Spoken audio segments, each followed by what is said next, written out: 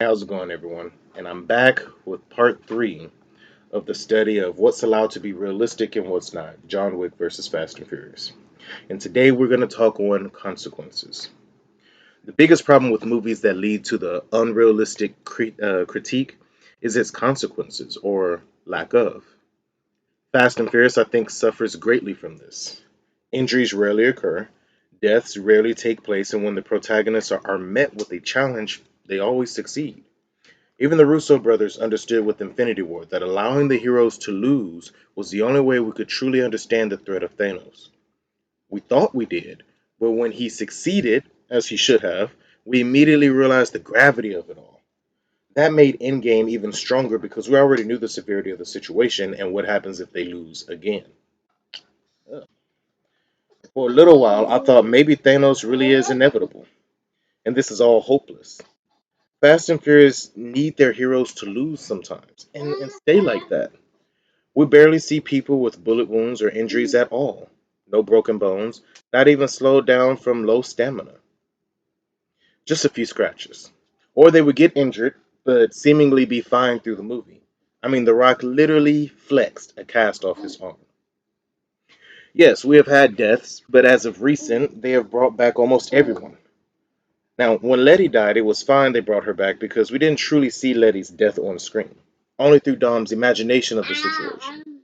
So I fully thought that she never died because I thought it was weird, or I should say I fully balked that she never died because I thought it was weird anyway that we didn't see her death on screen.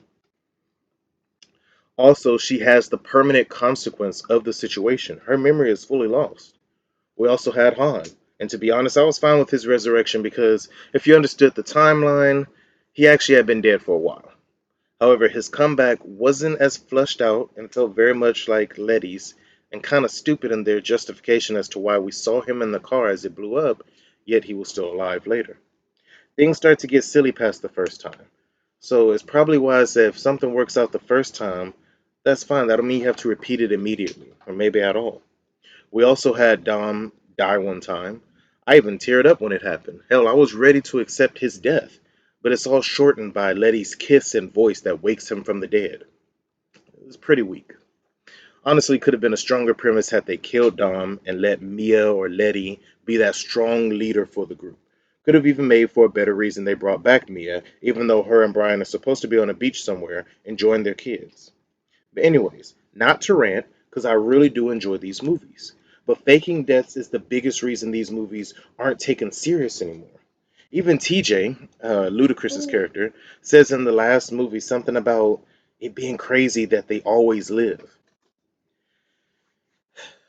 However, the argument still lies maybe it's the anime approach. And anime heroes seem invincible at times, especially after they develop further and further throughout the story. Issue is with my theory is that Dom is never shown to be weak, so he hasn't really developed. Always the unstoppable power machine, American muscle, never having lost, real loss anyway. Same with Brian, although at least Brian had more of a struggle in Too Fast, Too Furious. And same for TJ, Roman, even Han, to be honest. Now there's rumors that Gal Gadot's, I think her name was Giselle, will return as well. And at this point, I say bring it back. Hell, y'all done brought everyone else back. But let's look at John Wick. John Wick, killing old boy in the hotel, brought the whole table on his head. He wears bulletproof vests, but still gets hurt greatly. After the first two movies, he is slow and beat up, bruised badly. Still taking dudes out. But he has to adjust to the low stamina after fighting hundreds in the streets and then hundreds storming in the hotel when he is fighting next to Sharon and Winston.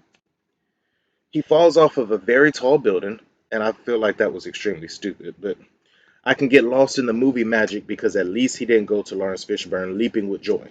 No, he damn near crawled. I'm assuming with broken bones. Now they could still work on more consequences. I mean, old boy has his head exposed most of the time, yet never gets shot in the face or head, not even losing an eye. But at least they try to explain his seemingly invulnerability, which is how you do it. Your character doesn't have to be exposed to the same fate as a real life person would. Just explain to me why he can't be hurt so easily. The better line Fast and Furious should have used or could have used in their last movie and the ninth movie could have been something like, It's hard to kill a person who's fighting for family. It's almost impossible. Thank you guys for tuning in once again. Seems like we are solving this question each episode. Have a blessed day, and I will see you all soon.